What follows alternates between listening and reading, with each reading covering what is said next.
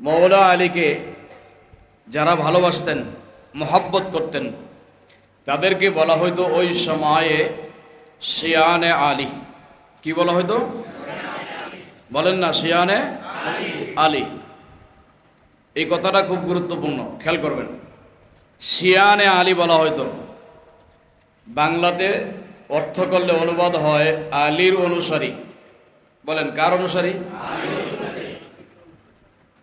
খুব খেয়াল করবেন।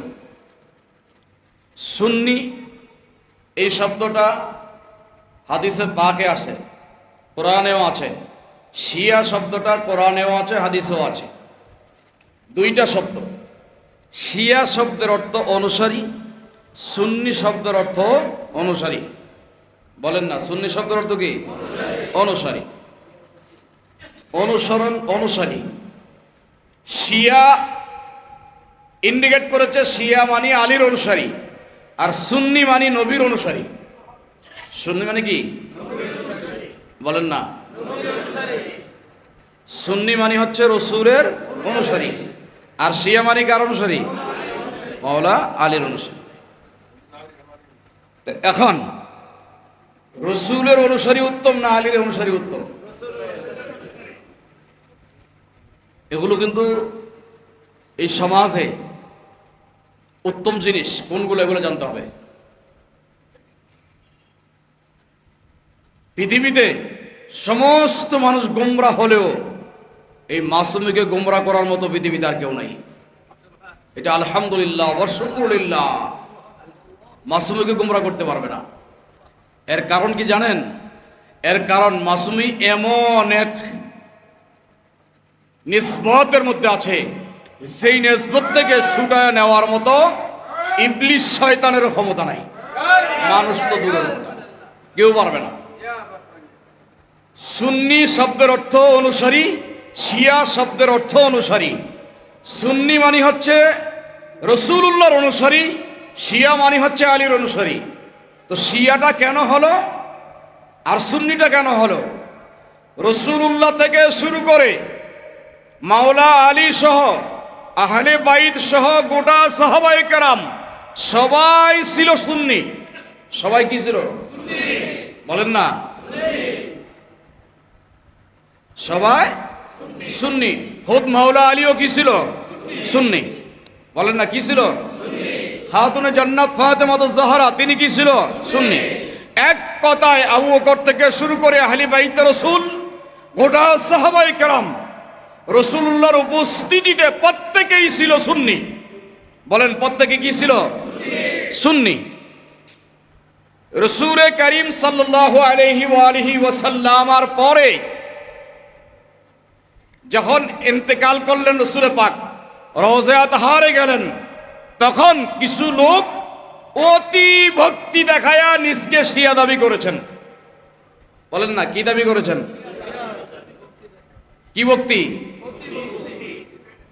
কারা সেটা আমি একটু পরে বলতেছি। কারা এমন ভাবে মাওলা আলীকে ভালোবাসতে শুরু করলো, তখন সাহাবায়ে কেরামরা তাদেরকে বলতে লাগলেন, যেহেতু এরা মাওলা আলীকে এত বেশি ভালোবাসে, আর শব্দটা যেহেতু কোরআনেও আছে, হাদিসে আসে, তাহলে এরা এখন সুন্নি না, এরা হচ্ছে এখন শিয়া।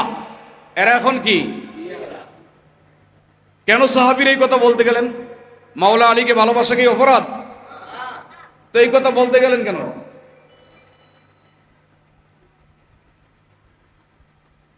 খেয়াল করে শুনেন, মাওলা আলীকে ভালোবাসা কি অপরাধ?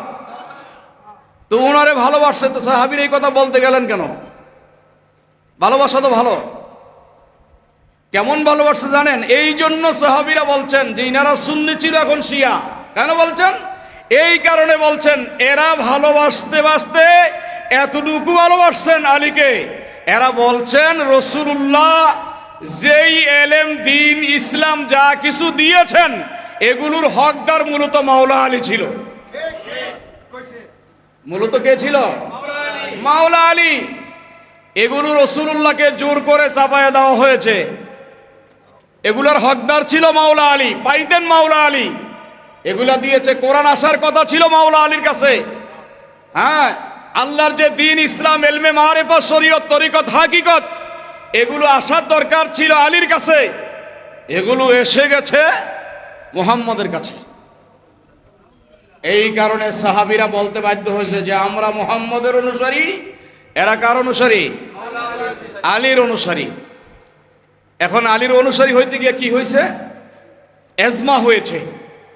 এগুলো আমার হাতে এতটা গবেষণা হয়েছে, আমি যদি এগুলো গবেষণা না করতাম তাইলে হারাইয়া যাইতাম। এতটা গবেষণা করলাম, যারা মাওলা আলীকে ভালোবাসতে গেল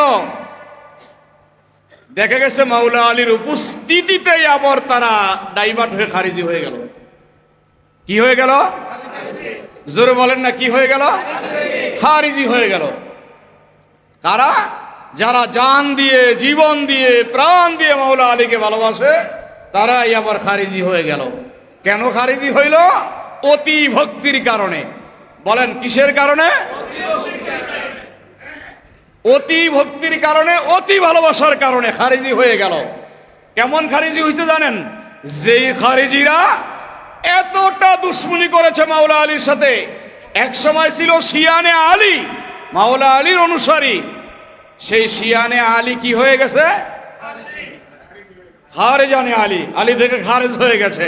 খারেজ হইয়া এতটাই শত্রু দাবি করেছে, শেষ পর্যন্ত মাওলা আলীকে হত্যা করতে বাধ্য হয়েছে, হত্যা করেছেন। তাইলে মাওলা আলীর ভালোবাসা কোথায় নিয়ে?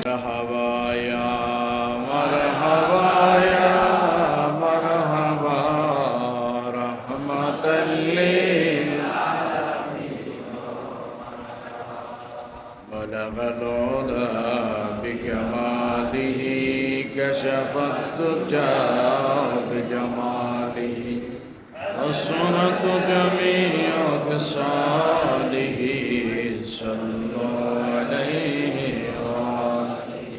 بلغ العلا بكماله كشف الدجى بجماله حسنت جميع خصاله صلوا عليه سلموا يا قوم وعلوا صلوا على صدر الامين مصطفى ما جاء الا رحمة للعالمين معجز محترم মুসল্লিয়ান کرام,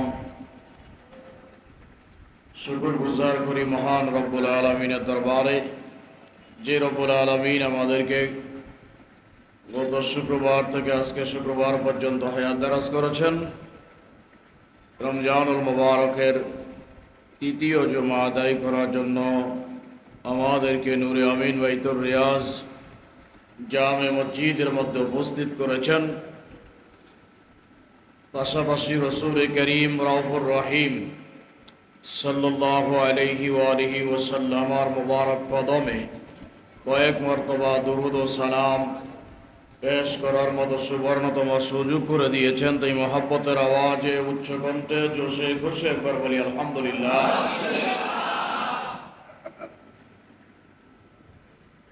আমরা রমজানুল মুবারকের আগ থেকেই পবিত্র রমজান শরীফের রোজা, তারাবি, সাহরি, ইফতার বিভিন্ন বিষয়ের উপরে আলোচনা করে আসছি। আলোচনা শুনেছি, যে যতটুকু সম্ভব আমল করার চেষ্টাও করেছি। অনেকে আবার আমল থেকে দূরেও রয়েছে। সর্বোপরি আল্লাহ পাক আমরা যারা আজকে আগে ভাগে মসজিদে উপস্থিত হতে পেরেছি এবং যারা উপস্থিত হবে, আল্লাহ সকলকেই রমজানের বাকি রোজা, তারাবি, সাহরি, ইফতারগুলো সুস্থ সবল শরীরে সঠিকভাবে ঈমান সহকারে সওয়াবের নিয়তে সকলকে আদায় করার তৌফিক দান করুন। কুরআনুল কারীমের মধ্যে আল্লাহ সুবহানাহু ওয়া তাআলা লাইলাতুল কদরের ব্যাপারে বলেছেন। রহমতের যে তিনটা ভাগ করা হয়েছে, তিন ভাগের মধ্যে রহমতের 10 দিন, মাগফিরাত এবং নাজাত। রহমতের 10 দিনে আল্লাহ পাক বান্দার উপরে রহমত নাজিল করেন সহি হাদিস পাকের মধ্যে আছে রমজান শরীফের পহেলা রজনী যেটা, যেই দিন আকাশে চাঁদ উদয় হয়, রমজানের পহেলা রজনীতে আল্লাহ পাক আসমানের সমস্ত দরজা খুলে দেওয়ার পাশাপাশি আল্লাহ পাক বান্দাদের উপরে 1,86,000 রহমত নাজিল করেন। এইভাবে প্রতি রাত্র গড়াইতে থাকে, আল্লাহ পাকের রহমত বাড়তে থাকে। এইভাবে 10 দিন পর্যন্ত রহমত নাজিল করেন, আর বাকি 10 দিন আল্লাহ পাক বান্দার জন্য ক্ষমা ঘোষণা করেন। হাদিসে পাকের মধ্যে আছে, সহিহ হাদিসের মধ্যে আছে, প্রতি রাত্রে মাগফিরাতের যে 10 দিন, প্রতি রাতে আল্লাহ পাক 70,000 করে বান্দাকে ক্ষমা করে দেন। এরপরে নাজাতের 10 দিনে, যেই 10 দিনের মধ্যে লাইলাতুল কদর বিদ্যমান, নাজাতের 10 দিনে আল্লাহ পাক অগণিত বান্দাবান্দিকে ক্ষমা করে দেন এবং তার জন্য জান্নাত ওয়াজিব করে দেন। সর্বোপরি একটা হাদিস আমি আপনাদেরকে শোনাবো, যেই হাদিসটা আল্লাহর রাসূল সাল্লাল্লাহু আলাইহি ওয়াসাল্লামার জবান মুবারক এবং হযরত জিবরাইল আমিন আলাইহিস সালামের জবান মুবারক এবং খোদা লা ইলাহা ইল্লাল্লাহর কুদরতের জবান, তিনজনের জবান একত্রিত হয়ে একটা হাদিসে পাক গঠিত হয়েছে। আল্লাহ সুবহানাহু ওয়া তাআলা হযরত জিবরাইল আলাইহিস সালামকে এই হাদিস আপনারা বারবার শুনেছেন। আমি আজকে আপনাদেরকে এটা শোনাবো, যে হাদিস বারবার শুনেছেন। হযরত সাইয়্যিদুনা জুনায়দ বাগদাদী রাদিয়াল্লাহু তাআলা আনহু বলে, প্রতিটা বিষয়ের উপরে তোমরা এত শ্রবণ করো, এতবার শোনো। তিনি নিম্নে 450 বার শোনার কথা বলেছে। যেই কথাটা শুনবা, প্রতিটা কথা একেবারে কম করে হলেও 450 বার শোনো। এক বিষয়ের উপরে, একটা বিষয়ের উপরেই তিনি 450 বার শোনার কথা বলেছেন সাইয়্যিদুনা জুনায়দ বাগদাদী। কেন? কারণ শুনলে এটা মুখস্থ হয়। কারণ এই শোনা এলেম এটা সাহাবীদের সুন্নত। কেননা রাসূল করিম কখনো খাতা কলম নিয়ে বসেন নাই। আল্লাহ বলেছেন, রাসূল শুনেছেন, এটাই এলেম। আবার রাসূল করিম বলেছেন, সাহাবায়ে কেরাম শুনেছে, কেউ খাতা কলম নিয়ে বসেন নাই। এই জন্য সাহাবীরা একটা বিষয়ের উপরে যত বেশি শুনেছেন তত মুখস্থ হয়েছে। এটাকে বলা হয় ইলমে সামা। এই জন্য রাসূল করিম আলাইহিস সালাম থেকেও অনেক হাদিস আছে যে একই বিষয় বারবার রাসূল বলেছেন, একই বিষয় বারবার বলেছেন। এই হাদিসে পাক একত্রিত করে সাইয়্যিদুনা জুনায়দ বাগদাদী বলেন, তোমরা এক একটা বিষয় একবারে কম করে হলেও 450 বার শোনো। এক একটা বিষয় যদি 450 বার করে শোনা হয়, তাহলে সেটা এক সময় এলেম হিসাবে পরিণত হয়ে যাবে। আর এলেম কি? এলেম হচ্ছে আল্লাহর হাবিবের ভাষায় আল ইলমু নূরুন। এলেমটা হচ্ছে একটা নূর, আর এই নূরের এলেম, নূর যার মধ্যে পয়দা হয়, এক নূর আরেক নূরকে ধরার সুযোগ করে দেয়। এই জন্য এলেম হচ্ছে নূর, আর এই নূরই এলেম রসুলের পাককে চিনার মতো, জানার মতো সুযোগ করে দেয়। আল্লাহকে চিনার মতো, আল্লাহকে জানার মতো, বুঝার মতো শক্তি তৈরি করে দেয়। এক নূর আরেক নূরকে ধরার জন্য সাহায্য করে। এই জন্য আল্লাহ পাক কোরআনে বলেছেন, সূরা বাকারার মধ্যে স্পষ্ট আছে, আল্লাহ পাক বলেছে তোমরা সব সময় পানাহ গ্রহণ করো। কিভাবে? ক্বালা আউযু বিল্লাহি আন আকুনা মিনাল জাহিলিন। তোমরা বলো, আয় আল্লাহ, আমি তোমার কুদরতের কাছে পানাহ চাচ্ছি জাহেল থেকে। জাহেল আরবি শব্দ, বাংলাতে মূর্খ। বাংলাতে কি? মূর্খ। জাহেল থেকে আমি তোমার কাছে পানাহ চাই। সূরা বাকারা খুলে দেখবেন, শব্দটা এইভাবে, ক্বালা, তুমি বলো, আউযু বিল্লাহ, আয় আল্লাহ, আমি তোমার কাছে পানাহ চাচ্ছি, পানাহ গ্রহণ করতেছি, আন আকুনা মিনাল জাহিলিন, জাহেল ব্যক্তি থেকে তোমার কাছে আমি আল্লাহ পানা চাই। কেননা জাহেলরা আল্লাহকেও চিনে না, রসুলকেও চিনে না, কোরআনকে চিনে না, ধর্মকে বুঝে না। জাহেলদের কাছ থেকে জাহেল হইতেও নিষেধ করেছেন এবং জাহেলদের কাছে বেঁচে থাকতেও আল্লাহ আদেশ করেছেন। আল্লাহ ওই সমস্ত জাহেল থেকে আমাদেরকে বাঁচায়া রাখুক, বলেন আমিন। যেই জাহেলদের থেকে আল্লাহ আমাদেরকে পানা চাইতে বললেন। এই কারণে কোরআন বুঝতে যেই জিনিস আমাদের প্রয়োজন সেটা হলো নূর। আর সেই নূরের ব্যাপারে বলেছে আল ইলমু নূরুন, এলেমটা হচ্ছে এক ধরনের নূর। সেই কারণে তোমরা এলেম অর্জন করো। কুরআনুল কারীমে আল্লাহ বলেছেন ইয়ারফাউ আল্লাহ দারাজাত, আল্লাহ পাক তাদের মর্যাদায় বৃদ্ধি করে যারা এলেম অর্জন করে, এলেম শিখে। হাদিসে পাকের ভাষায় বলা হয়েছে তলাবুল ইলমি ফারিজাতুন আলা কুল্লি মুসলিমিন ও মুসলিমা, প্রত্যেকটা নর এবং নারী, যারা মমিন নারী মমিন পুরুষ, প্রত্যেক মুসলমানের উপরে ইলমে দ্বীন সাধ্য পরিমাণ অর্জন করা আল্লাহ ফরজ করে দিয়েছেন। ইলমে দ্বীন অর্জন করা কি ফরজ করে দিয়েছেন। এখন এলেম বলতে কোনটা বোঝেন? আমাদের দেশে আবার এলেম মানে হচ্ছে আমভাবে, অনেকে বলে আমভাবে এলেম মানে জ্ঞান। এলেম মানে জ্ঞান, এটা এক অর্থে। এলেম মানে জ্ঞান, এটা একটা অর্থে। যদি এলেম মানি জ্ঞান হইতো, জ্ঞান মানি আলেম হইতো, তাহলে এই পৃথিবীর মধ্যে আপনার ইংরেজি শিক্ষিত, বাংলা শিক্ষিত, বিভিন্ন ভাষার উপরে ডক্টরেট করা লোকগুলাকেও আলেম বলা হইতো। ইসলামী পরিভাষায় আলেম বলতে যাদেরকে বোঝানো হয়েছে রসুলের ভাষায়, আমার ভাষায় হবে না, আপনার কথায় হবে না, রসুল্লাহ থেকে নিতে হবে। এলেম বলতে রসুল যেই জিনিসকে ইন্ডিকেট করেন, আলেম বলতে যাদেরকে রসুল্লাহ বুঝান, সেটা হলো দুনিয়ার যত রকমের শিক্ষা আছে, কোনো শিক্ষাই অর্জন করলে সওয়াব হয় না, ঈমান মজবুত হয় না।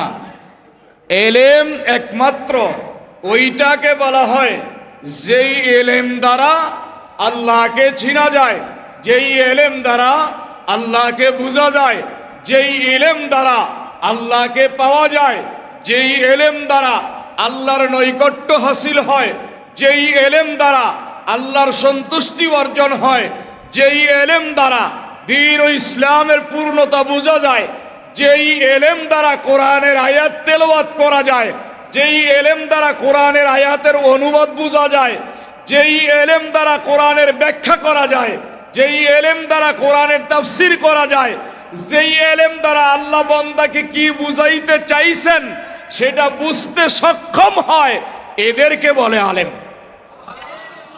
এদেরকে কি বলে? আলেম। এর বাহিরে কাউকে আলেম বলা যাবে? হ্যাঁ, জ্ঞানী। কিন্তু আলেম ইসলামের পরিভাষায় তাদেরকে বলা হয় যারা কোরআন এবং সুন্নাহ বুঝতে সক্ষম হয়। কোরআন এবং সুন্নাহ কি বুঝতে সক্ষম হয়। এখন আপনাকে তো বাংলা অনুবাদ দিলে আপনি পড়তে পারবেন, বাংলা অনুবাদ অর্থ পড়তে পারবেন, কিন্তু ডাইরেক্ট আরবি একটা লাইন, একটা বাক্য আপনার সামনে এনে দিলে ওইটা পড়তেও পারবেন না, আর যদিও পড়তে পারেন এটাকে ডাইরেক্ট অনুবাদ করতে পারবেন না। আপনার কারো না কারো সাহায্য নিতে হবে। সেই কারণেই আপনি আলেম না। আর ওই ব্যক্তি 23 বছর থেকে 24 বছর 30 বছর মাদ্রাসার বারান্দায় ডালের পানি খেয়ে আরবি ব্যাকরণ নাহু সরফ গ্রামার শিখার কারণে তার সামনে যত বড় আরবি এনে দেখ না কেন, তিনি দেখলেই বলতে পারেন এটার অর্থ এটা। এই কারণে তিনি আলেম, এই কারণে তিনি আলেম। তো এই আলেমদের শান কেমন? আলেমদের শান হচ্ছে যিনি হক্কানি আলেম। আল্লাহর রসুল বলেন, কেউ যদি আল উলামা ওয়ারাসাতুল আম্বিয়া, রসুল্লাহর নায়েব, রসুল্লাহর ওয়ারিস যারা, মেরাস ইলমে মেরাসের অধিকারী যারা, রসুল্লাহ হাবিবে পাকের এলেমের উত্তরসূরি, উত্তরাধিকারী যারা, এই সমস্ত আলেমদেরকে কেউ যদি সালাম দেয়, সে যেন আমি রসুল্লাহকে সালাম দিল, আর কারো কথা বলে নাই। বলে নাই এমপিরে সালাম দিলে আমাকে সালাম দেওয়া হবে, মন্ত্রীকে সালাম দিলে আমাকে সালাম দেওয়া হবে, কোটিপতিরে সালাম দিলে আমাকে সালাম দেওয়া হবে, হ্যাঁ, সমাজপতি, রাষ্ট্রপতি, ব্যবসায়ী এদেরকে সালাম দিলে আমাকে সালাম দেওয়া হবে, বড় বড় ডক্টরেট প্রফেসর এদেরকে সালাম দিলে আমাকে সালাম দেওয়া হবে, এ কথা কোথাও নেই। বরং 31টা সহিহ হাদিসে আছে, রাসূলুল্লাহ বলেন, যেই ব্যক্তি আমার ইলমের ওয়ারিস, অর্থাৎ যিনি শরীয়ত, তরিকত, হাকিকত, মারিফত, আমি রাসূল পাকের যেই ইলম, এই ইলম যেই মানুষের সিনার মধ্যে আছে তিনি হচ্ছে আলেম। আর ওই আলেমকে সালাম দেওয়া মানে আমি রাসূলকে সালাম দেওয়া। এরপরে বলেছে ওই আলেমের সাথে মুসাফাহা করা, হাত মিলানো, আমি রাসূলের সাথে হাত মিলানো। ওই আলেমের পিছনে নামাজ পড়া মানে আমি রাসূলের পিছনে নামাজ পড়া। আলেমের সংজ্ঞা, এটা হলো আলেমের সংজ্ঞা। না সবাই আলেম? সবাই কি আলেম? আলেম কারা? যারা রাসূলের ওয়ারিস সূত্রে ইলম শিখেছেন তারাই আলেম। তো যেহেতু সবাই আলেম না, যারা ওয়ারিস সূত্রে, উত্তরাধিকার সূত্রে রাসূলের ইলমের অধিকারী হয়েছেন তাদের মর্যাদা কেমন? বলে তাদের মর্যাদা হচ্ছে কোটি কোটি তারকার মধ্যে চাঁদের যেমন মর্যাদা, কোটি কোটি মানুষের মধ্যে, মুসলিম উম্মার মধ্যে একজন আলেমের তেমন মর্যাদা।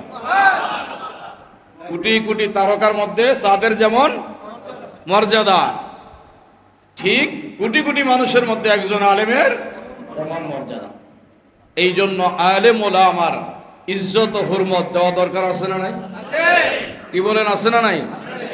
তো এই কারণেই সেই এলেম শিখতে গিয়ে দায়িত্ব পেয়েছি, কথাটা বলতে চাচ্ছিলাম এই কারণেই যে আমরা কি কারণে এত কিছু বলি। এই যে আমি বড় আফসোস হচ্ছে এই কারণে, আমাদের মধ্যে, আমরা যারা আছি আমাদের মধ্যে আদবের বড়ই অভাব,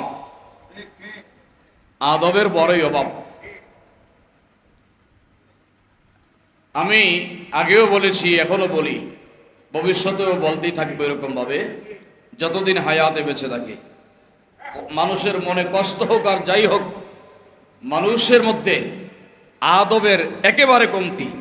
মানুষ মনে করে যে আমি নামাজ পড়ি, আমি রোজা রাখি, আমি হজ করি, আমি যাকাত দেই, আমি অমুক পীরের মুরিদ হয়েছি, আমার মতো কে আছে। এই জন্য মানুষ এই ভিতরে এই আমিয়ত্ব কাজ করার কারণে সে কাউকে ইজ্জত দিতে পারে না। আল্লাহ রসুল বলেছেন, আন্তঃক্রিমুনি উক্রিমুকা, তুমি যদি কাউকে সম্মান দাও তাহলে আল্লাহ তোমাকে সম্মানিত করবেন, আর তুমি যদি কাউকে সম্মান না দাও তাহলে আল্লাহ তোমাকে সম্মানিত করবেন না। কিন্তু আমরা এখানে আমাদের মাঝে অনেকেই আছে, আমরা মনে করি আমি নামাজি, রোজাদার, হাজি গাজী, আমি অমুক পীরের মুরিদ, আমার পীরের লক্ষ লক্ষ মুরিদ আছে, আমার মতো কে আছে। এই আমিয়ত্ব দিলের মধ্যে কাজ করার কারণে আলেমদেরকে, খতিবদেরকে তার কাছে কিছুই মনে হয় না। মসজিদে এসে মানে তার যেই অবস্থান, তার যেই প্রেক্ষাপট, মনে হচ্ছে যেন এই মাত্র জান্নাত থেকে ফলায় আসছে আল্লাহর একজন ফেরেশতা। এরকম এই মাত্র জান্নাত থেকে পলায় আসছে। মানে আমি যতক্ষণ আয়সা মসজিদে বসলাম ততক্ষণ চতুর্দিক থেকে মানে আমার কানে এত পরিমাণ আওয়াজ, মনে হচ্ছিল যেন আমি একটা বাজারে বসে আছি, মসজিদে না। এরকম মনে হচ্ছিল যে একটা বাজারে বসে আছি। এই এত আলোচনা করার পরেও যাদের অন্তপক্ষে এই আকলটুকু নাই যে হুজুর এত কথা বলে, এই আজকে যে বিষয়টা বলতেছি এই বিষয়টাও এই আমিয়ত্ব যারা লালন করে, যাদের ভিতরে অহংকার আছে, তারা এটা মেনে নিতে পারবে না। হুজুর এটা বলার কি দরকার ছিল? আমরা না দুই চারটা কথা বলি। আমিয়ত্ব যাদের অন্তরে থাকে, যারা অহংকারী লোক, আল্লাহ যাদেরকে জাহান্নামের জন্য সৃষ্টি করেছেন, তারা কখনো কারো কথায় হেদায়েত হবে না। রাসূলুল্লাহর যুগেও কানে আঙ্গুল দিয়ে বসে থাকতো, রসুলের কোন কথাটা আমি শুই না ফেলাই আর কোনটাই আমাকে হেদায়েত করে ফেলে, হেদায়েত যেন না ঢুকে, সেই কারণেই তারা কানে আঙ্গুল দিয়ে বসে থাকতো। রসুলের কথা কানে যাবে, কানে আঙ্গুল ঢুকায় বসে থাকতো। আমরা তো মাশাআল্লাহ আলহামদুলিল্লাহ, আমরা রসুলের কথাই কানে নিত না, আঙ্গুল ঢুকায় বসে থাকতো। আর আমাদের কথা তো আমরাই এসে বসে যদি মাছ বাজার বানাই তাহলে ফায়দাটা কি? যতক্ষণ এসে বসলাম ততক্ষণ পর্যন্ত যদি একবার সুবহানাল্লাহ বলতাম, আলহামদুলিল্লাহ বলতাম, আল্লাহু আকবার বলতাম, দুরূদ শরীফ পড়তাম, উপকার হইতো না? কথা বলেন না, উপকার হইতো না? মসজিদ কি? মসজিদ কি? আমরা আদৌ জানি না মসজিদ কি। মসজিদ এমন এক জায়গা, যেই জায়গার ব্যাপারে কোরআনুল কারীমে আল্লাহ বলেছেন, রাসূল হাদিসেও বলেছেন। আল্লাহ রসুল বলেছেন, কালান নবিয়্যু সাল্লাল্লাহু আলাইহি ওয়াসাল্লাম মান বানা লিল্লাহ মসজিদান বানাল্লাহু বাইতান ফিল জান্নাহ। রাসূল কারীম বলেন, যেই ব্যক্তি আল্লাহর জন্য মসজিদ করে, কার জন্য? বাহাদুরির জন্য না, অহংকারের জন্য না, আমিয়ত্বের জন্য না, বাহাদুরি দেখাইবার জন্য না। মসজিদ কার জন্য? মান বানা লিল্লাহ, যে আল্লাহর জন্য মসজিদ বানায়। কার জন্য বানায়? আল্লাহর জন্য বানায়। মান বানা লাহু বাইতান ফিল জান্নাহ, আল্লাহ তার জন্য জান্নাত বানায়। যে আল্লাহর জন্য মসজিদ বানায়, আল্লাহ তার জন্য কি বানায়? জান্নাত বানায়। এরপরে কোরআনুল কারীমে আল্লাহ বলেছে, ইন্নামা ইয়া'মুরু মাসাজিদাল্লাহ, ইন্নামা ইয়া'মুরু মাসাজিদাল্লাহ, আল্লাহর জন্য মসজিদ বানায়। এবং মসজিদের কমিটি কারা হবে এটাও আল্লাহ কোরআনে ক্লিয়ার করেছেন। সবাই মসজিদের কমিটি হতে পারে না, সবাই মসজিদের মুতাওয়াল্লি হতে পারে না, সবাই মসজিদের ইমাম হতে পারে না, সবাই মুয়াজ্জিন হতে পারে না। ইন্নামা ইয়া'মুরু মাসাজিদাল্লাহ, কারা মসজিদ দায়িত্ব পরিচালনা করবে? আল্লাহ সূরা বাকারা খুলে দেখবেন, একবারে ফার্স্ট টু লাস্ট, সূরা বাকারা, সূরা মাইদা, সূরা নিসা, তিনটে সূরা খুলে দেখবেন, আল্লাহ পার্ট টু পার্ট বলে দিয়েছেন মসজিদে কারা ইতিকাফকারী হবে, কারা মসজিদের খেদমতগার হবে, কে মসজিদের ইমাম হবে, কে মসজিদের মুতাওয়াল্লি হবে, কে মসজিদের সভাপতি হতে পারে, কে সেক্রেটারি হতে পারে, কারা খেদমতগার হবে, কয়টা গুণ অর্জন করা দরকার, সেই গুণগুলো আল্লাহ কোরআনে বর্ণনা করেছেন। আল্লাহ সব কিছু কোরআনে পার্ট টু পার্ট বলে দিয়েছেন। তো মসজিদ কি জিনিস? মসজিদ ওই জিনিস, বাহিরে করলে যেই জিনিস এক করলে একেই পাওয়া যায়, মসজিদে এসে করলে সেই জিনিস একে 500 পাওয়া যায়। একে কত পাওয়া যায়? 500 পাওয়া যায়। তো আপনি কি দিয়ে তুলনা করবেন? যেই জিনিস ঘরে বসে করলে একে একেই পাইতেন, সেই জিনিস মসজিদে বসে করলে একে 500 পাওয়া যায়। কেউ যদি মসজিদে বসে একবার সুবহানাল্লাহ বলে, তাহলে 500 বার সুবহানাল্লাহ বলার সওয়াব লেখা হয়। যেই কোনো বন্দিগি মসজিদে এসে একবার করলে 500 বার, একবার করলে 500, একবার করলে 500। আর সেটা যদি রমজান মাস হয়, আমি আর কি বলবো আপনাদের। যেই কোনো বন্দিগি, যেই কোনো তসবিহ, যেই কোনো ইবাদত মসজিদে একে কত? 500। বলেন না, একে কত? 500। আর সেটা যদি রমজান মাস হয়,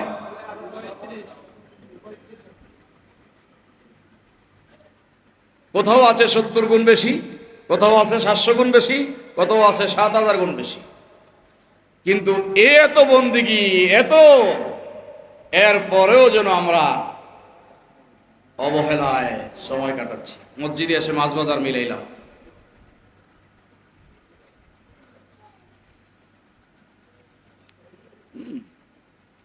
আপনার আমিয়ত্ব আপনার কাছে, আমার কাছে কিছুই না। আপনি বেজার হন আর খুশি হন, আপনি আপনারটা আপনার কাছে, আমার কাছে আপনি কিছুই না। আমি যদি আপনার কাছে কিছু না হই, আমার কাছে আপনি কিছু না। বুঝবেন যেই দিন কবরে যাবেন সেই দিন এই দুই চোখ যখন বন্ধ হবে আস্তে করে, তখন বুঝে আসবে। কিন্তু তখন বুঝবেন, কিন্তু বুঝটা কাজে আসবে না। এই জন্য বলতে চাইছিলাম মসজিদের মর্যাদা কত। মসজিদ কি জানেন? যেই মসজিদে শাহাদাত বরণ করার জন্য মাওলা আলী দোয়া করেছিলেন। কি করেছিলেন? আপনার ধারণায় মসজিদ ছোটখাটো হতে পারে, কিন্তু যাদেরকে আল্লাহ চয়ন করেছেন, বাছাই করেছেন, যাচাই করেছেন, তাদের দৃষ্টিতে মসজিদ ছোট বিষয় না। আপনারা বলতে পারেন মসজিদ কি, দেখেন না ওই যে কিছু ফকিররা ফতোয়া দেয় মসজিদ হুজুররা ধর্ম ব্যবসার জন্য বানাইছে, এটা ওর কথা হইতে পারে, কিন্তু মাওলা আলীর মতো ব্যক্তিও দোয়া করতেন এভাবে, আল্লাহ আমার শাহাদাত, আমার মৃত্যু যেন মসজিদ হয়। আল্লাহ কবুল করছে কি করে নাই? মাওলা আলীর মতো ব্যক্তিও মসজিদকে পছন্দ করে। আর তোমার কাছে মসজিদ ভালো লাগে না, দোয়া করতেন আল্লাহ আমার শাহাদাত, আমার মৃত্যু যেন মসজিদে হয়। এভাবে দোয়া করতেন আল্লাহ আমার শাহাদাত যেন নামাজ অবস্থায় হয়। তাই আল্লাহ করেছেন।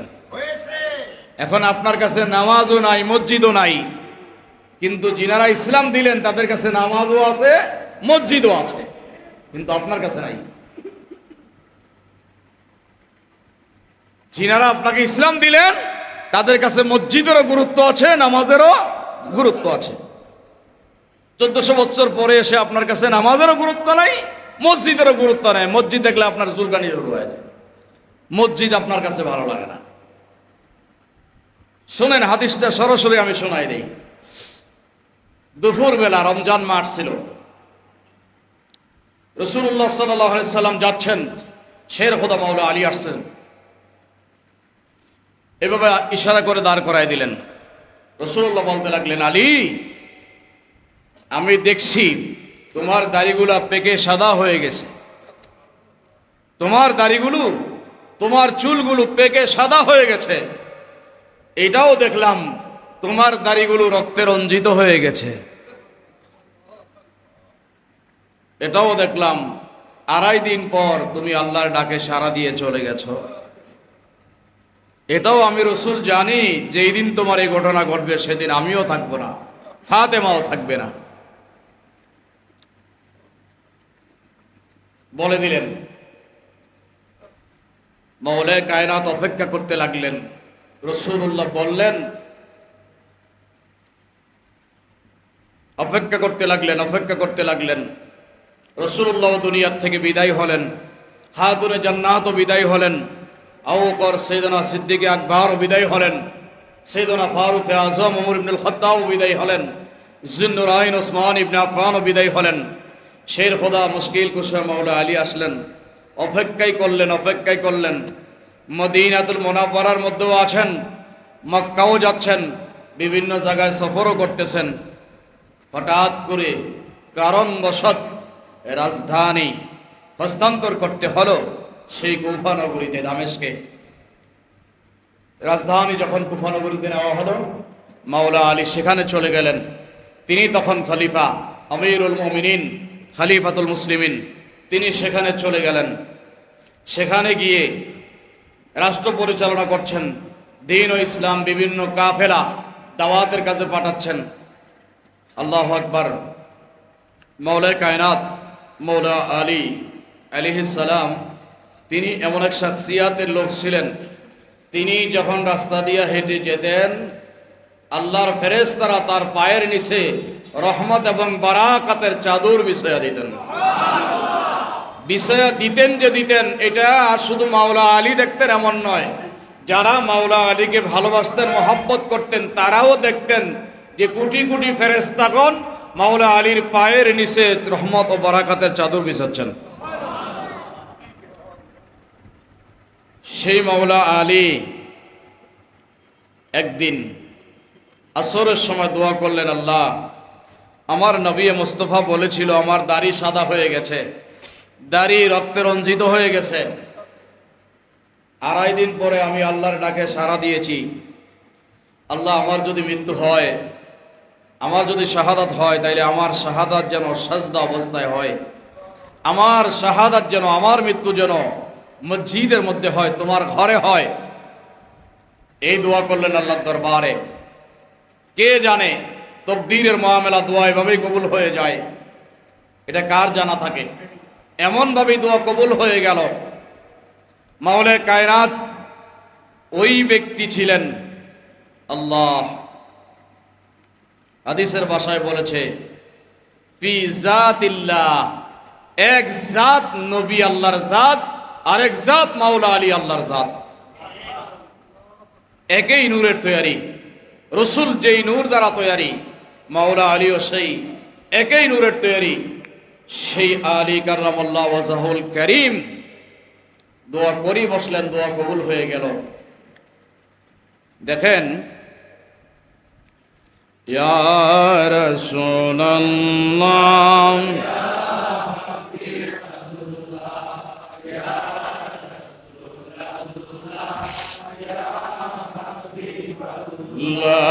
ইয়া রাসূলুল্লাহ ইয়া রাসূলুল্লাহ,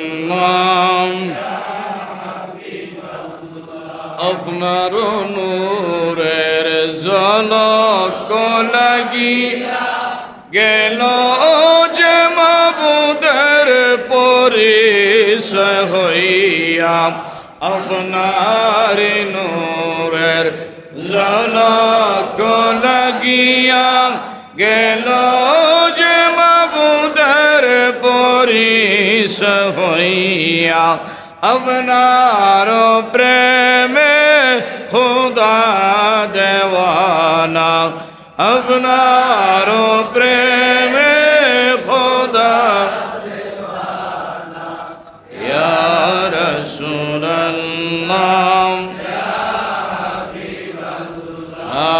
ইয়া রাসূলুল্লাহ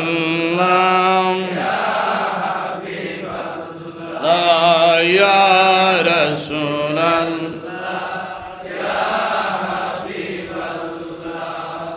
দোয়া কে জানে এমন ভাবে কবুল হয়, কবুল হয়ে গেছে।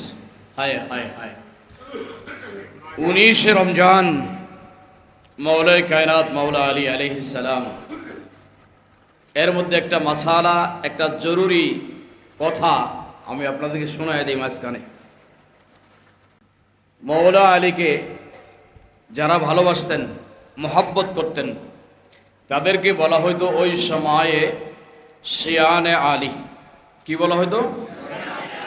বলেন না, শিয়ানে আলী।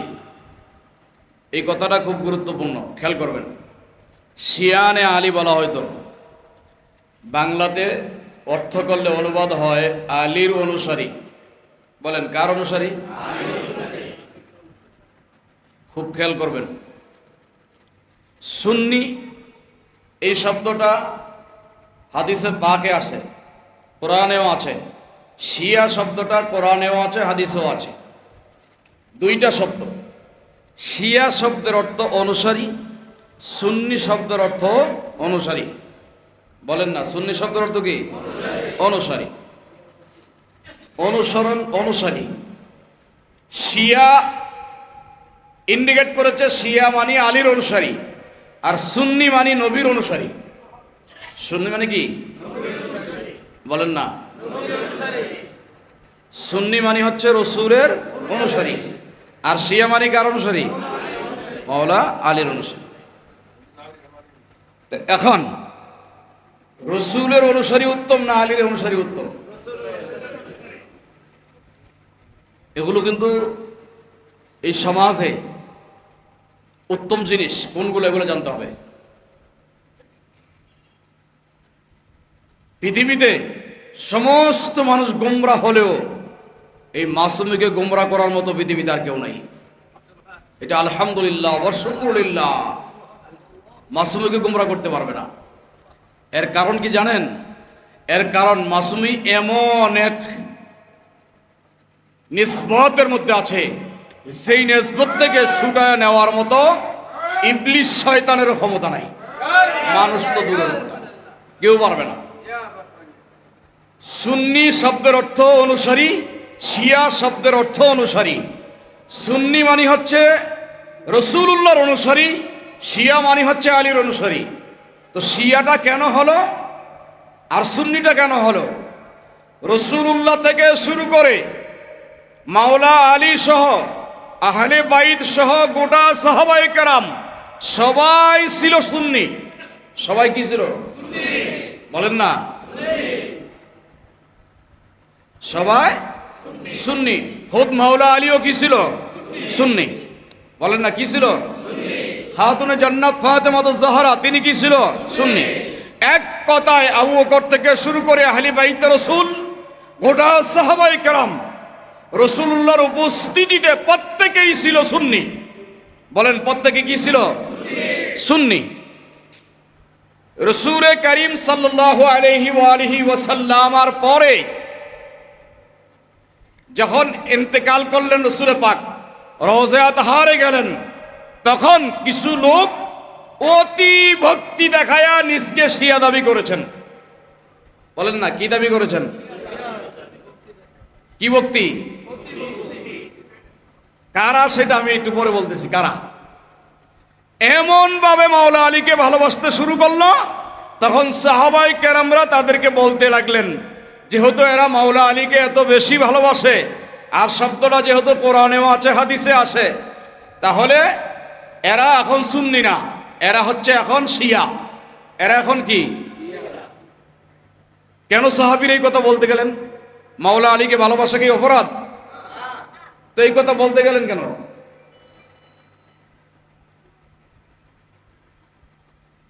খেয়াল করে শুনেন, মাওলা আলীকে ভালোবাসা কি অপরাধ? তো ওনারে ভালোবাসছে, তো সাহাবীর এই কথা বলতে গেলেন কেন? ভালোবাসা তো ভালো। কেমন ভালোবাসছে জানেন? এই জন্য সাহাবীরা বলছেন যে ইনারা সুন্নি ছিল, এখন শিয়া। কেন বলছেন? এই কারণে বলছেন, এরা ভালোবাসতে বাসতে এতটুকু ভালোবাসছেন আলীকে, এরা বলছেন রাসূলুল্লাহ যেই এলেম দ্বীন ইসলাম যা কিছু দিয়েছেন এগুলোর হকদার মূলত মাওলা আলী ছিল। মূলত কে ছিল? মাওলা আলী। এগুলো রাসূলুল্লাহকে জোর করে চাপায়া দেওয়া হয়েছে, এগুলোর হকদার ছিল মাওলা আলী, পাইতেন মাওলা আলী। এগুলা দিয়েছে, কোরআন আসার কথা ছিল মাওলা আলীর কাছে। হ্যাঁ, আল্লাহর যে দ্বীন ইসলাম, ইলমে মারিফত, শরীয়ত, তরিকত, হাকিকত, এগুলো আসার দরকার ছিল আলীর কাছে। এগুলো এসে গেছে মুহাম্মদের কাছে। এই কারণে সাহাবীরা বলতে বাধ্য হয়েছে যে আমরা মুহাম্মদের অনুসারী। এরা কার অনুসারী? আলীর অনুসারী। এখন আলীর অনুসারী হইতে গিয়ে কি হয়েছে? এজমা হয়েছে। এগুলো আমার হাতে এতটা গবেষণা হয়েছে, আমি যদি এগুলো গবেষণা না করতাম তাইলে হারাইয়া যাইতাম। এতটা গবেষণা করলাম, যারা মাওলা আলীকে ভালোবাসতে গেল, দেখা গেছে মাওলা আলীর উপস্থিতিতেই আবার তারা ডাইভার্ট হয়ে খারিজি হয়ে গেল। কি হয়ে গেল? জোরে বলেন না, কি হয়ে গেল? খারিজি হয়ে গেল। কারা? যারা জান দিয়ে, জীবন দিয়ে, প্রাণ দিয়ে মাওলা আলীকে ভালোবাসে, তারাই আবার খারিজি হয়ে গেল। কেন খারিজি হইল? অতি ভক্তির কারণে। বলেন, কিসের কারণে?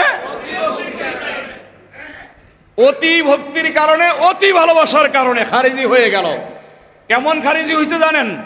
যেই খারিজিরা এতটা দুশ্মনী করেছে মাওলা আলীর সাথে, এক সময় ছিল শিয়ানে আলী, মাওলা আলীর অনুসারী, সেই শিয়ানে আলী কি হয়ে গেছে? খারেজানে আলী। আলী থেকে খারেজ হয়ে গেছে। খারেজ হইয়া এতটাই শত্রু দাবি করেছে, শেষ পর্যন্ত মাওলা আলীকে হত্যা করতে বাধ্য হয়েছে। হত্যা করেছেন। তাইলে মাওলা আলীর ভালোবাসা কোথায় নিয়েছে তাদেরকে? বলেন না, মাওলা আলীর ভালোবাসা কোথায় নিয়েছে? আসলে কি মাওলা আলীর ভালোবাসা জাহান্নামে যাওয়ার কথা ছিল? কোথায় যাওয়ার কথা ছিল? কিন্তু তাদেরকে কোথায় নিছে? কেন? রাসূলুল্লাহ হাদিসটা বলে গেছেন। কি বলে গেছেন? রাসূলুল্লাহ বলেছেন, আলী তোমাকে নিয়ে 2 ঢল ধ্বংস হবে। তোমার মেসাল হচ্ছে ঈসার মতো। নাহজুল বালাগার মধ্যে হাদিস আছে। নাহজুল বালাগার কথা কেন বললাম? এই পণ্ডিতরা নাহজুল বালাগা মানে, বুখারী শরীফ বললে মানবে না, বুখারী শরীফের কথা বললে মানবে না, মুসলিমের কথা বললে মানবে না, কোরআনের আয়াত দিলেও মানবে না, নাহজুল বালাগার কথা বললে মানবে। এই জন্য নাহাজুল বালাগার কথা বললাম। নাহাজুল বালাগার মধ্যে হাদিস আছে, আল্লাহ রসুল বলেন, আলী তোমার মেসাল হচ্ছে ঈসার মতো। ঈসাকে উদ্দেশ্য করে দুই দল ধ্বংস হয়েছে। একদল ঈসাকে মানেই নাই, আরেক দল ঈসাকে বাড়াইতে বাড়াইতে আল্লাহর পুত্র বানায়া দিছে। দুই দল ওই জাহান্নামী হয়ে গেছে। আরেক দল হাওয়ারি, তারা তোমাকে নিয়ে বেশি ঈসাকে নিয়ে বেশি বাড়াবাড়িও করে নাই, সারাসারিও করে নাই। মধ্যপন্থায় যেইভাবে মানা দরকার ছিল সেইভাবে ঈসাকে মেনে ইমানদার হয়ে কবরে গেছে, জান্নাতি হয়ে গেছে। আলী তোমাকে নিয়ে একদল ছেড়ে দিয়ে খারিজি হয়ে যাবে, আরেক দল তোমাকে ছেড়ে দিয়ে তোমাকে ভালোবাসতে বাসতে এমন উচ্চ উপরে উঠে যাবে, না থাকবে তারা শিয়া, তারা হয়ে যাবে রাফিজি। তোমাকে অতি ভক্তির কারণে একদল জাহান্নামে যাবে, তোমাকে ছেড়ে দেওয়ার কারণে একদল জাহান্নামে যাবে। অতি ভক্তি করতে করতে এই শিয়ারা খারিজি পরিণত হয়েছে, জাহান্নামী হয়েছে। আরেক দল মাওলা আলীর দুশ্মনী করতে করতে নাসিবি হয়েছে, তারা খারিজি হয়েছে। এই দুইটা গোষ্ঠী থেকে খারিজি হয়ে তারা জাহান্নামের কুকুর হয়েছেন। আমরা সেই পথে যাইতে চাই না, যেইভাবে রসুল দেখিয়েছেন সেইভাবেই আমরা মানতে চাই। কথা বোঝেন নাই? তাইলে খারিজিরা প্রথম ছিল কি? শিয়া। বলেন না, খারিজিরা প্রথম ছিল কি? শিয়া। তারপরে কি হয়েছে? খারিজি। কিসের কারণে? অতিভক্তির কারণে। কেন, কিভাবে অতিভক্তি চিনবেন? অতিভক্তি চিনবেন হইল এইভাবে, এত পরিমাণ আলী আলী করবে, এত পরিমাণ নবী নবীও করবে না। নবী নবী করবে না। কথা হচ্ছে ক্লিয়ার। আমি বলি না যে মায়ের দুধ খায়া হালাল জাদা হয়ে থাকলে আমার কথাগুলো খণ্ডন করবে। সমন্বয় প্রত্যেক জিনিসের কি আছে? বলেন না, কি আছে? সমন্বয় আছে। মাওলা আলী তো মাওলা আলী। আপনি বলেন মাওলা আলী তো মাওলা আলী, যার কোনো তুলনা নাই।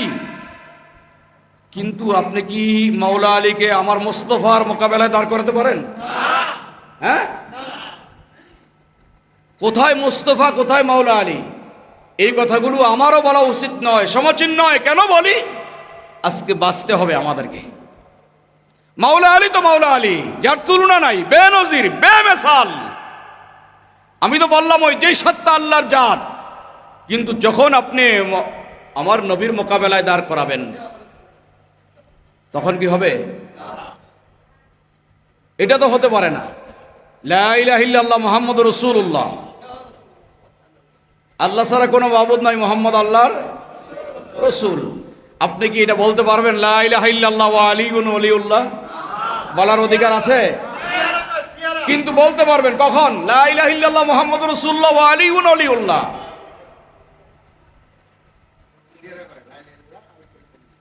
লা ইলাহা ইল্লাল্লাহ ওয়া আলিয়ুন ওয়ালিউল্লাহ বলার অধিকার আছে? নাই। কিন্তু কখন বলতে পারবেন? লা ইলাহা ইল্লাল্লাহ মুহাম্মাদুর রাসূলুল্লাহ ওয়া আলিয়ুন ওয়ালিউল্লাহ। এইভাবে কালিমা আরশ আজিমে লেখা আছে। এখন এইভাবে তো এই কালিমা লেখা আছে স্পষ্ট হাদিসে পাকের মধ্যে। আমার গবেষণায় প্রায় 42টা হাদিস আছে। এর মধ্যে সর্বোচ্চ সনদে যেই হাদিস, সেই হাদিসটা হলো রসুলের পাক বলতেছেন, হাশরের ময়দানে একটা পতাকা আমার হাতে দেওয়া হবে। পতাকার 3টা অংশ থাকবে। একটা অংশের মধ্যে লেখা থাকবে বিসমিল্লাহ সহ আলহামদু সূরা। কি লেখা থাকবে? আলহামদু সূরা লেখা থাকবে। আরেকটা অংশের মধ্যে লেখা থাকবে লা ইলাহা ইল্লাল্লাহ মুহাম্মাদুর রাসূলুল্লাহ। আরেকটা অংশের মধ্যে লেখা থাকবে আবু বকর as-সিদ্দিক ওয়া উমর আল ফারুক ওয়া উসমান জিন্নুরাইন ওয়া আলিয়ুন বাসি। 4টা নাম লেখা থাকবে। কয়টা নাম? বলেন না কয়টা? হাশরের ময়দানে যেই পতাকা থাকবে, সেই পতাকার মধ্যে তো 4 জনের নাম লেখা থাকবে। তো তুমি কি একজনকে নিয়ে এত মাতো? আর 3 জন কোথায় গেছে? আর 3 জন কোথায় গেল?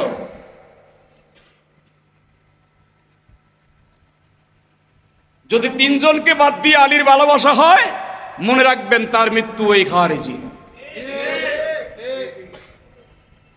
কেন খারিজি হয়েছে জানেন? এত ভালোবাসে কিরে হঠাৎ করে খারিজি হয়ে গেল? কারণ কি? মাওলা আলীর পক্ষে যুদ্ধ করেছে তারা। যুদ্ধ করতে করতে করতে করতে এখন আবার মাওলা আলীর দুশ্মনী। কারণ কি? কয় এমন ভালোবাসতে গিয়া মাওলা আলীরে কয় যে আপনি কম বুঝেন, আপনি আমাদের চেয়ে বেশি বুঝেন না। মাওলা আলীর কি বলছে? শব্দটা এইভাবে বলছে, আপনি বুঝেন না। মাওলা আলীর কি বলছে খারিজিরা? আপনি বুঝেন না। এতটা ভালোবাসছে, বুঝতে বুঝতে গিয়ে কয় আপনি বুঝেন না। কি বুঝি না? আল্লাহর রসুল আপনারে হক দিয়েছে, আপনি নিজের হক ছেড়ে দেন কেন? এই হক আদায় করা ফরজ। আল্লাহর রসুল বলেন আপনাকে হক দিয়ে গেছেন আর আপনি হক ছেড়ে দেন। আলী বলে আমার চেয়ে বেশি বুঝো না, আমার চেয়ে বেশি বোঝা কুফুরি। বলেন আমার চেয়ে বেশি বোঝা কি? কুফুরি। মাওলা আলীর উপস্থিতিতে মাওলা আলীরে মোহাব্বত করে নেওয়ালারা মাওলা আলীর সে এক লাইন বেশি বোঝে, খারিজি হয়ে জাহান্নামে গেছে। কিয়ামত পর্যন্ত এই মাওলা আলীর সে বেশি বুঝনেওয়ালা আলী আলী করবে বটে, তাদের মৃত্যু হবে খারিজিয়ত অবস্থায় এবং জাহান্নামে যাবে। সেগুলো আমি দেখতে পাচ্ছি চেহারায় মানুষের স্পষ্ট।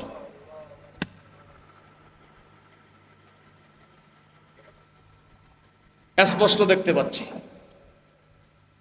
আলীর ভালোবাসা এত সহজ নয়, আলীর ভালোবাসা এত সহজ নয়, আলীর ভালোবাসা অনেক কঠিন।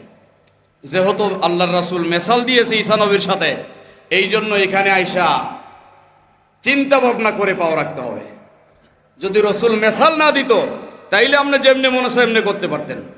রসুল যেহেতু বলছে আলী তোমার মেসাল ঈসার মতো, একদল ছেড়ে দিয়ে জাহান্নামী, আরেক দল তোমাকে উপরে উঠাইয়া দিয়া জাহান্নামী, তোমার মেসালটা ঈসার মতো। এই জন্য আলীকে ভালোবাসতে হইলে খুব চিন্তা ভাবনা করতে হবে যে আমার ভালোবাসাটা কোথায়। ঠিক আছে? সেই আলীর শাহাদাত দিবস কবে? 21শে রমজান ধরা হয়। তো 21শে রমজান ধরা হয়, কিন্তু আঘাতপ্রাপ্ত হয়েছে 19শে রমজান। বলেন কত রমজানে? 19শে রমজানে আঘাতপ্রাপ্ত হয়েছে ফজরের সময়, আর 21শে রমজানে শাহাদাত বরণ করেছে। দোয়া করেছিল আল্লাহ আমার ইন্তেকাল যেন মসজিদে হয়, সেজদা অবস্থা হয়। আল্লাহু আকবার। যিনি মাওলা আলীকে শহীদ করেছেন তার নাম ছিল আব্দুর রহমান ইবনে মুলজেম, খারিজিদের লিডার। খারিজিদের যাদের অন্তরে মাওলা আলী ছিল আর আলী ছাড়া কিছু বুঝতো না, তারাই আলীকে হত্যা করলো। এটা কেমন ভালোবাসা ছিল! আজকেও আলী আলী বলনেওয়ালা কিছু চেহারা দেখা যাচ্ছে যারা আলীকে নিয়ে খুব বেশি মাতামাতি করছেন। মনে করছে মাসুমই ভালোবাসে না, আমরা ভালোবাসি না, এরা ভালোবাসে। কিন্তু আমি স্পষ্ট লক্ষণ দেখতে পাচ্ছি সেই খারিজি হয়ে জাহান্নামে যাওয়ার আলামত তাদের মধ্যে সব কয়টা বিদ্যমান, সব কয়টা বিদ্যমান তাদের মধ্যে।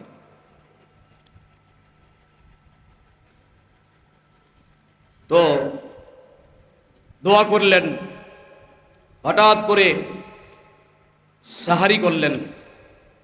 মাওলা আলী সাহারির সময় 7টা খেজুর খাইতেন। কয়টা? বলেন না। 7টা খেজুর খাইতেন, একটু দুধ পান করতেন, একটু পানি পান করতেন। এটাই ছিল সাহারি, আর কিচ্ছু না। রমজান, গোটা রমজান এইভাবে করতেন। তো সাহারি শেষ করেছেন,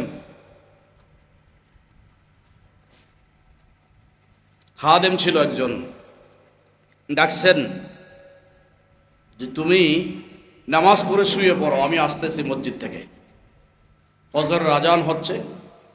মাওলা আলী আস্তে আস্তে বাহির হলেন, মসজিদে যাচ্ছেন। তকদিরের মহামেলা। আমি জানি না আল্লাহ জাতকে এত পছন্দ করে, এত ভালোবাসে, এত মহব্বত করে। আপনারা তো বলেন যে আমাদের এত বিপদ কেন, আমরা না খায়া থাকবো কেন? আমার তো এত কিছু থাকার দরকার, গাড়ি থাকার দরকার, বাড়ি থাকার দরকার, এটা থাকার দরকার, ওইটা থাকার দরকার, সব কিছু আমার থাকার দরকার। আল্লাহ কি আমাকে দেখেন না? আমি এত অসুস্থ কেন? আমি এত বিপদ কেন, আমার এটা কেন, আমার সেটা কেন। বাবারে, এই পৃথিবীতে রাসূলুল্লাহর পরে যাদেরকে বেশি আল্লাহ ভালোবাসতেন তারা হচ্ছে আহলুল বাইত।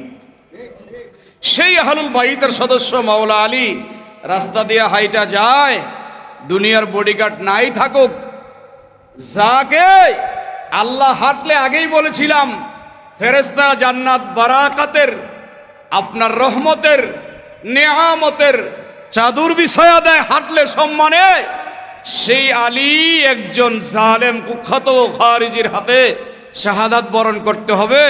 আল্লাহ কোথায়, জিবরাইলও গেল কোথায়, ফেরেশতারাই বা কোথায়? নাই, ফেরেশতারা দূরেই থাকুক, মাওলা আলীর দুই কাঁধে তো দুইজন কেরামান কাতিবিন আছে, তারা গেল কোথায়? কেন একজন খারিজির হাতে শহীদ হতে হবে? তাইলে আল্লাহ কি তার উপর রাজি খুশি না? কথা কয় না, রাজি খুশি না? মনে রাখবেন, রাসূলুল্লাহ বলেছেন আশাদ্দুন নাস বালাআন আম্বিয়া আল আমসালু সুম্মা আল আমসাল। আল্লাহর হাবিব বলেছেন, আল্লাহ বলেছেন, আল্লাহ সবচেয়ে বেশি যাকে মহব্বত করে, সবচেয়ে নৈকট্য বেশি যাকে দান করে, আল্লাহর বেশি প্রিয় ভাজন যিনি হয়, তার উপরে সবচেয়ে বেশি বিপদ আসে। আল্লাহর হাবিব বলেছে আশাদ্দুন নাস বালাআন আম্বিয়া, এই পৃথিবীতে সবচেয়ে বালা মুসিবত একবারে সবচেয়ে বেশি আসছে নবীদের উপরে, নবীদের উপরে, এরপরে আল আমসাল, তারপরে তাদের পরে যারা তাদের উপরে, তারপরে তাদের পরে যারা তাদের উপরে, অর্থাৎ যে যত বেশি আল্লাহর প্রিয় হবে তার উপরে আযাব গজব বেশি আসবে, তার উপরে মুসিবত বেশি আসবে। এতে করে ঘাবড়ানোর কিছুই নাই। রাসূলুল্লাহর মতো আল্লাহর পেয়ারা মাহবুব উহুদের জমিনে যখন দাঁত ভাঙে, তুমি আর আমি সামান্য একটু মুসিবতে ঘাবড়ানোর কি আছে? মাওলা আলীর মতো ব্যক্তিও যদি মসজিদে শাহাদাত বরা করা লাগে, তুমি আর আমি সামান্য মুসিবতে কি আসে যায়, ঘাবড়ানোর কি আছে? উমরে ফারুকের মতো ব্যক্তি যদি নামাজ অবস্থায় শাহাদাত বরণ করে, হযরতে জিন্নুরাইন উসমান গনির মতো ব্যক্তি যদি কোরআনুল কারীম তেলাওয়াত অবস্থায় শাহাদাত বরণ করে, তো তোমার আমার একটু মুসিবত আসলে ঘাবড়ানোর কি আছে? শুকর আদায় করো, সিজদায় পড়ে বলো আল্লাহ যে তোমার প্রিয় হতে পেরেছি, এই জন্যই তোমার বান্দার উপরে মুসিবত।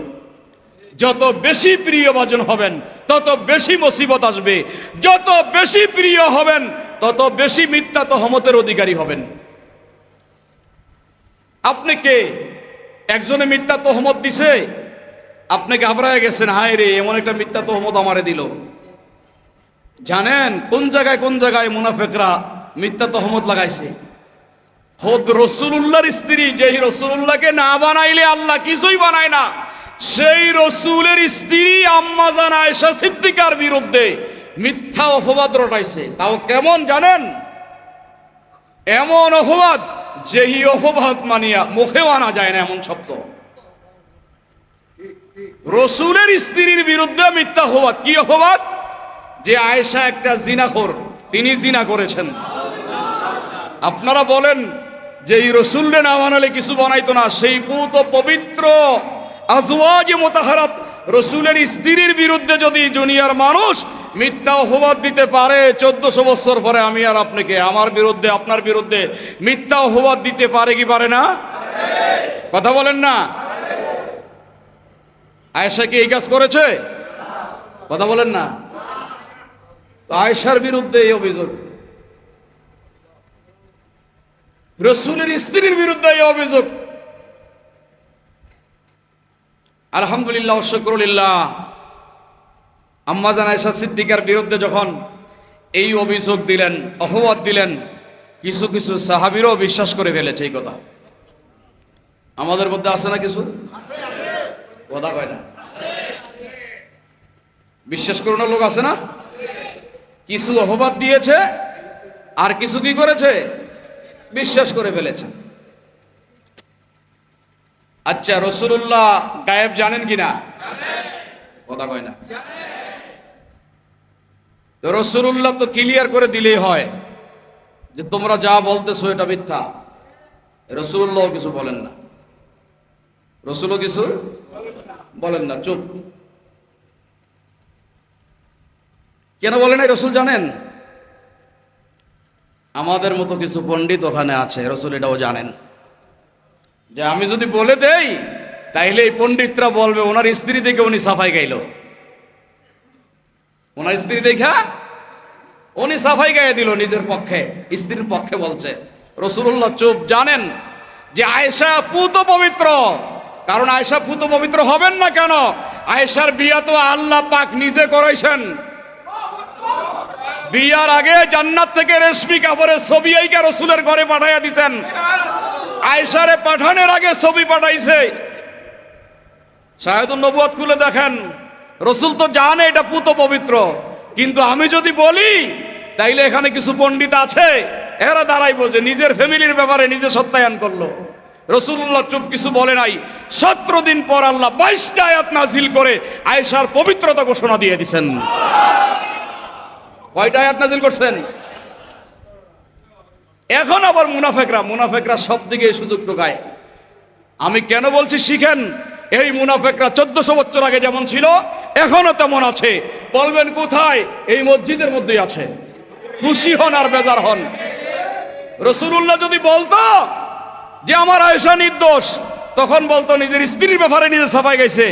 যখন চুপ থাকছে, কিছু বলে নাই, আল্লাহ যখন 22টা আয়াত নাজিল করে আম্মাজান আয়েশার পুত পবিত্র উনার চরিত্রের কথা বর্ণনা করলেন, তখন আবার মুনাফেরকে আরেক সুযোগ ঠকাইলো। কয় রাসূলুল্লাহ তো জানতেন, তাইলে বললেন না কেন? এটা ওনার তো বলা দরকার ছিল, তাইলে তো আর আমরা অপরাধী হইতাম না। কথা বুঝেন নাই? এই মুনাফেকদের কাজই হচ্ছে এগুলো। মুনাফেকদের কাজই কি এগুলো? আমি গত শুক্রবার বলেছি, ইসলাম যুক্তির নাম নয়, ইসলাম আনুগত্যের নাম। ইসলাম কিসের নাম? আনুগত্যের নাম। ইসলাম যুক্তির নাম নয়, ইসলাম আনুগত্যের নাম। তো মুনাফিকরা বারবার রাসূলুল্লাহর দোষ করছেন। আল্লাহ রাসূল যখন বলে দিলেন যে আল্লাহ এই আয়াত নাজিল করেছে আয়েশা পুত পবিত্র, তখন কিছু সাহাবী যে বিশ্বাস করেছিল তারা গিয়ে বলল, হুজুর আমাদেরকে মাফ করে দেন। আমাদেরকে কি করেন? মাফ করে দেন, আমরা বুঝতে পারি নাই, অমুকে বলছে আমি বিশ্বাস করে ফেলেছি, অমুকে বলছে আমি বিশ্বাস করে ফেলেছি। এইভাবে কিছু সাহাবায়ে কেরাম ইসলাহ করে নিলেন, তওবা করে নিলেন। আর কিছু সাহাবী লজ্জায় আর হুজুরের কাছে আসেন নাই, অবশেষে তারা মুরতাদ হয়ে মারা গেলেন। তারা মুরতাদ হয়ে মারা গেলেন, তারা আর লজ্জায় সামনে আসেন নাই যে এই মিথ্যা অপবাদ দিয়া এখন আর কেমনে হুজুরের সামনে যাই। এই জন্য বাবা রাসূলুল্লাহর যুগে এরকম ঘটেছে, এই যুগেও চিন্তা ভাবনা করেন। কথা বলার আগে একটু বাইবা নিয়েন যে কথা যার ব্যাপারে বলবো আমি কি তার সামনে আর যাব কিনা, যেতে পারবো কিনা, আর না যেতে পারলে আমার অবস্থান কোথায় যাবে, এই চিন্তা ভাবনা করে কথা বললেন। আর নাইলে কিন্তু অবস্থা খারাপ হয়ে যাবে। এগুলো কোরআনের আয়াত। সেই রাসূলের বিরুদ্ধে অপবাদ দিয়ে দিল, এমন অপবাদ আম্মাজান আয়েশা সিদ্দিকার বিরুদ্ধেও দিয়ে দিল। তো দিয়ে আল্লাহ খণ্ডন করছে কি করে নাই? আল্লাহ খণ্ডন করছেন না? তো মাওলা আলী পাক শাহাদাত বরণ করলেন। হায় হায়, যেই মাওলা আলী এক হাতে ধরে আপনার কিনা খায়বরের জমিনে 40 মণ ওজনের দরজা এক হাতে উঠায়। আচ্ছা আপনারা বলেন তো, মাওলা আলীর মধ্যে বেলায়াত নাই? কথা কয় না? আছে, বেলায়াত আছে। উনি কি মানুষের মনের খবর জানতেন? তো উনি জানতেন না আজকে শহীদ হবেন?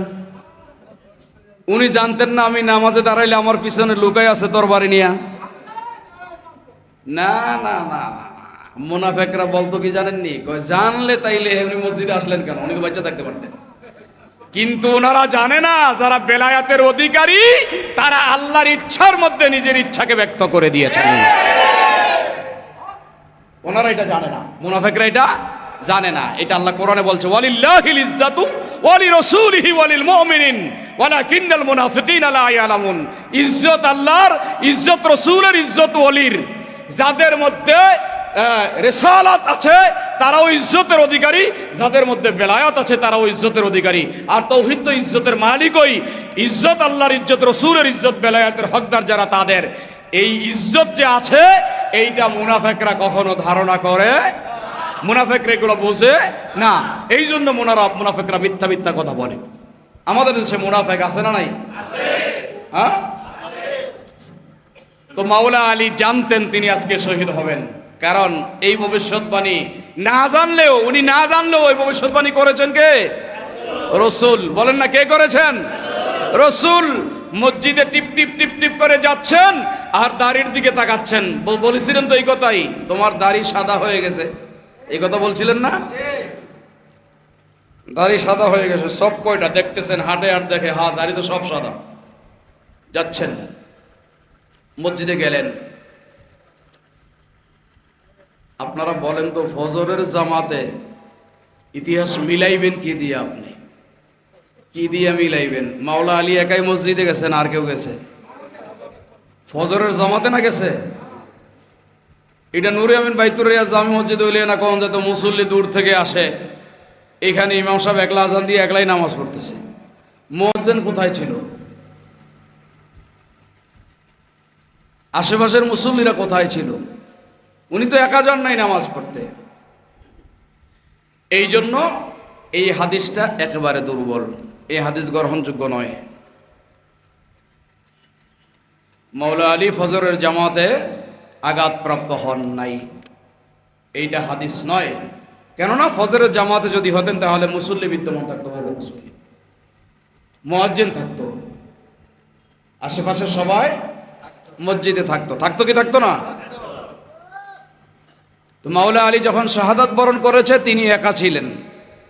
কি ছিলেন? বলেন না, একা ছিলেন। এবং যিনি হত্যা করতে আসছেন তিনিও একাই আসছেন। এই কারণে হাদিস দেখলেই বয়ান করতে নাই। আমি যে বলি বারবার, এগুলো সব বানাওট অনেক হাদিস এখানে গোছায় গাছে দেওয়া আছে। মাওলা আলী আলাইহিস সালাম না আসরের টাইমে হলো তো মুসল্লি থাকবে, মুসল্লি তো থাকবে। তো মাওলা আলীকে একা কিভাবে পেল? এটা হলো ইম্পর্টেন্ট বিষয়। কথা বুঝেন নাই মনে হয়। একা কিভাবে পেল? যে উনি একা সেজদা করছেন আর ওনার উপরে তরবারি দিয়ে আঘাত করলেন। আসরেও নয়, ফজরেও নয়, সহি সনদে হযরতে সিররে সাখাতি রাদিয়াল্লাহু তাআলা আনহু নিজস্ব সনদ বর্ণনা করেন, মাওলা আলী মাওলানা হযরতে আলী কাররামাল্লাহু ওয়াজহাহুল কারীম যখন শাহাদাত বরণ করেন সেই সময়টা ছিল তাহাজ্জুদের টাইম। কোন টাইম? বলেন না, কোন টাইম? তাহাজ্জুদের টাইম। তাইলে বোঝা গেল মাওলা আলী পাক তাহাজ্জুদ নামাজ পড়ছেন কি পড়েন নাই? তো মাওলা আলী ফজরও পড়ে, জোহরও পড়ে, আসরও পড়ে, তাহাজ্জুদও পড়ে, আর আপনি আলী কইয়া চিল্লানি মাইরা ফজর নামাজই পড়েন না। তাইলে আপনি কি মুনাফিক না মুমিন? হ্যাঁ? তাহাজ্জুদের সময় মাওলা আলী একা গিয়েছিলেন মসজিদে। সাহারি খাওয়ার পরে তার খাদেমকে বলেছিল তুমি বিশ্রাম নাও। তিনি কিন্তু খাদেমকে নিয়ে যেতে পারতেন, কারণ মাওলা আলী জানেন যে রাসূলুল্লাহ যে ভবিষ্যৎবাণী করেছে সেটা আজকেই বাস্তবায়ন হবে, আমি খাদেমকে সঙ্গে নিব না। মাওলা আলী জানেন, দাড়ির দিকে তাকাচ্ছেন, হাঁটছেন। গিয়ে মাত্র নামাজে দাঁড়াইলেন, সেজদায় গেলেন, পিছন দিক থেকে আব্দুর রহমান মুলজিম আঘাত করে দিল। মাওলা আলী আলাইহিস সালাম চিৎকার দিলেন আল্লাহু আকবার বলে, আল্লাহু আকবার বলে চিৎকার দিলেন। আশেপাশে মানুষের কানে আওয়াজ পৌঁছে গেল, সবাই দৌড়ে আসলো, দরাদরি করলো। আব্দুর রহমান ইবনে মুলজিমও ধরা পড়ে গেল, যিনি আঘাত করছে খারেজি লিডার, তিনিও ধরা পড়ে গেল। মাওলা আলী বলছে সাবধান, তাকে ছেড়ে দাও, হত্যা করিও না, আমি যে শাহাদাত বরণ করবো এটা আমার রসুল বলে গেছেন, তাকে ছেড়ে দাও। কিন্তু ভক্তরা কি আর মানে? তাকে নিয়ে গেছে কতল করার জন্য। ধৈরা হাত কাটছে, বাহু কাটছে, আঙ্গুল কাটছে, সব কাটছে, কান কাটছে, নাক কাটছে।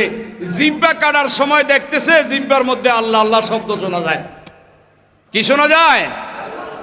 এখনো আল্লাহ আল্লাহ জিকির চলতেছে। যেই জিহ্বা দিয়ে আল্লাহর জিকির হয় সেই জিহ্বা দিয়ে মাওলা আলীকে গালি দিয়েছে। যেই জিহ্বা দিয়ে আলীর জিকির হয় সেই জিহ্বা দিয়ে আবু বকরকে গালি দেয়। যেই জিহ্বা দিয়ে আলীর জিকির হয়, ফাতেমার জিকির হয়, সেই জিহ্বা দিয়ে আবু বকর, ওমর, ওসমানকে গালি দেয়। মনে রাখবেন, আমি বলছিলাম ইসলাম রসুল বলেছে উম্মাতান ওয়াসিতা, আল্লাহ বলেছে উম্মাতান ওয়াসিতা। আমার বান্দারা রাসূলুল্লাহর উম্মত হবে মধ্যপন্থা, তারা বাড়াবাড়ির মধ্যেও থাকবে না, সারাসারির মধ্যেও থাকবে না। আহলে বাইতকে মহব্বত করা যেমন ফরজ, খোলাফায়ে রাশেদাকে মহব্বত করা তেমন ফরজ। বলেন আহলে বাইতকে মহব্বত করা কি? খোলাফায়ে রাশিদিনকে মহব্বত করা কি? আর অতি পণ্ডিতি করলে খারিজি। অতি পণ্ডিতি করলে কি? কারণ মাওলা আলীরে ভালোবাসেই খারিজি হয়েছে, এমনিতে খারিজ হয় নাই। তাইলে সেই খারিজিদের আলামত আমি দেখতে পাচ্ছি কিছু মানুষের চেহারায়। আল্লাহ এদের কাছ থেকে আমাদেরকে হেফাজত করুন, জোরে বলেন আমিন। যখন আঘাতপ্রাপ্ত হলেন মাওলা আলী আবার দাড়ির দিকে তাকালেন। হ্যাঁ, দাড়ি তো সাদা হয়েছিল, এখন তো রক্তে রঞ্জিত। আল্লাহু আকবার। সহি সহি হাদিস আছে, কোরআনের আয়াত আছে মাওলা আলীর শান বর্ণনা করার জন্য। আফসোস লাগে মাওলা আলীর শান বর্ণনা করতে মিথ্যা মিথ্যা হাদিস বানাইতে হবে। এই হলো আমাদের দেশের কাজ। মাওলা আলীর শান বর্ণনা কোরআনে আছে না নাই? হাদিসে আছে না নাই? তো মাওলা আলীর শান বয়ান করতে মিথ্যা হাদিস বানাইতে হবে কেন? মিথ্যা হাদিস কেন বানাইতে হবে? মানুষকে ধোঁকা দিতে হবে কেন? তো সেই মাওলা আলীর শাহাদাত দিবস আমাদের স্মরণ করা দরকার আছে না নাই?